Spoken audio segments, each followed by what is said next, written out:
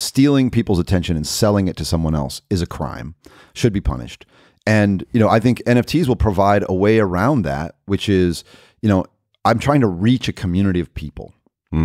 So I go to a media outlet and I buy their attention from that media outlet. I pay an agency, I pay a media company, and all I really wanted to do is to get the attention of these people. What if I took that same money and I just invested in those people in some way? Yeah. Because those people are all a part of this community and I can do something for that community. I'm going to put on a concert. I'm going to take that money that I would have given to the agency and the media outlet. And I'm just going to put on a concert for this community and go, hey guys, Ledger wants to, we want you to know we exist. Okay, and we're going to give you some value in return. And we're going to not give the value to those other people. So I run this podcast. I have sponsors. So I'm a criminal somehow. So what do? I would go to my sponsor Conto, which is I won't take attention, and say, look, buy some NFTs from that season, and what? Well, I think what you can do is build that community, right? You look at the way that a community like Bankless is built, where they have subscribers. Even the way, it hasn't been done with NFTs, but even the way that Sam Harris has kind of built his business, right? I can listen to half of his podcast if I'm not a subscriber. I have to be a subscriber to listen to the full thing. Being a member gets me certain benefits. The kind of Substack, atmosphere is a way to do this, that's not ad supported.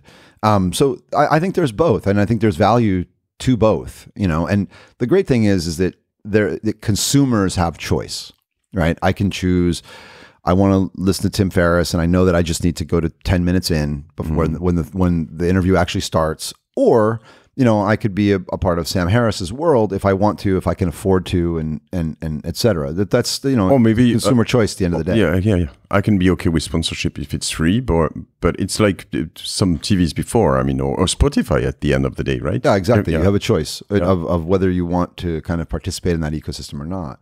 But what does the NFT afford on top of Substack? Well, what it does is it actually creates a marketplace out of it. The community becomes, community membership becomes, first of all, provable. Yeah. The way that, you're a member of Sam Harris's world is really clumsy and it gets me no benefits in the real world. I get that. Yeah. Whereas, my proof membership, gets me early access to the podcast, access to a community on Discord, access to other NFT drops, which are worth real money. So they bring other things in. And that's what I mean is you could then offer value to that community. So let's say you had a community, and instead of doing an ad, someone comes to you and says, "Oh, I'd like to spend $100,000 with you this year." You go, "Okay, cool. We're going to give that value to the community." Right.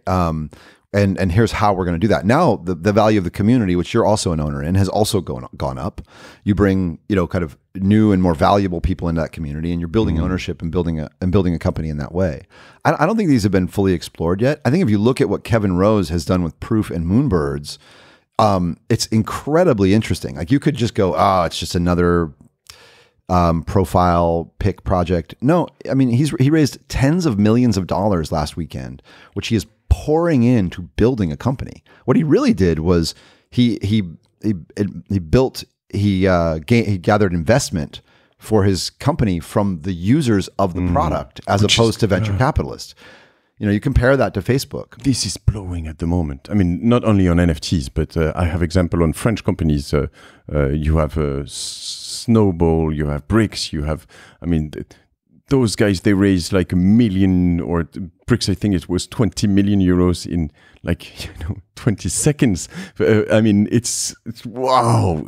And there's definitely a gold rush aspect. Many people will get totally blown out. I feel like I'm doing NFTs to learn, because living in the future is cheating. So I feel like, okay, even if I lose my shirt here, I'm going to be smarter and I'm going to use that, that intelligence in the future. I do feel on some level like, it's like saying, let's take $500,000 to Vegas. I'm sure we're going to learn a lot. So I'm sure I'm going to learn a lot the hard way as well. And I'm okay with that, to come back to the skateboarding analogy.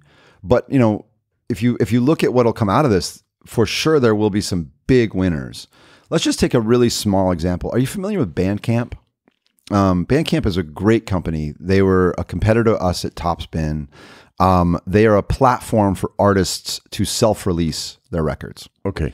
Great company, great founders. They built the company kind of from 2008 till today. They sold the company to Epic Games a month or so ago. And I'm so happy for them because I love the product and it's great for artists. Now, imagine if what we did was we just said today we're gonna remake Bandcamp, which is now owned by Epic Games, except all of the artists are going to be the owners. Yeah. Just it's the same functionality, but instead of, they raised money from venture capitalists who ultimately made money when they sold this thing to Epic Games. The artists have done well on the platform. I mean, I'm sure actually artists, some have done well and some have done pennies. I know artists that are in both categories on Bandcamp. But what if they were actually equity owners in that? And that ownership was liquid. And if I needed to buy a house and my value had gone from $10,000 to $110,000, I could trade that value with someone else and buy a house. That's the kind of difference that we're going to get in this new world. I care about that. I don't care about how much money Peter Thiel has. I do care about, Mike, I'm sorry, MP Cause, who I'm going to interview on the Ledger podcast soon. The artist I was mentioning, if you search MPKOZ, you'll find him. Okay. He, did what is the greatest thing you can do as a generative artist, and he had a curated drop on Art Blocks. That's like, the main event. That's headlining Coachella. He made really good money on that. He took 25% of the earnings, which was significant, and he donated them to a hospital in America that was specialized in the kind of cancer that his mom has.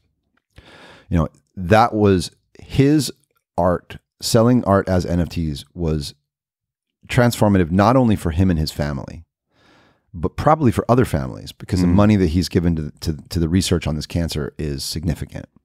This is what you get when you taking money into a creative economy is different than taking money into Wall Street. It's different.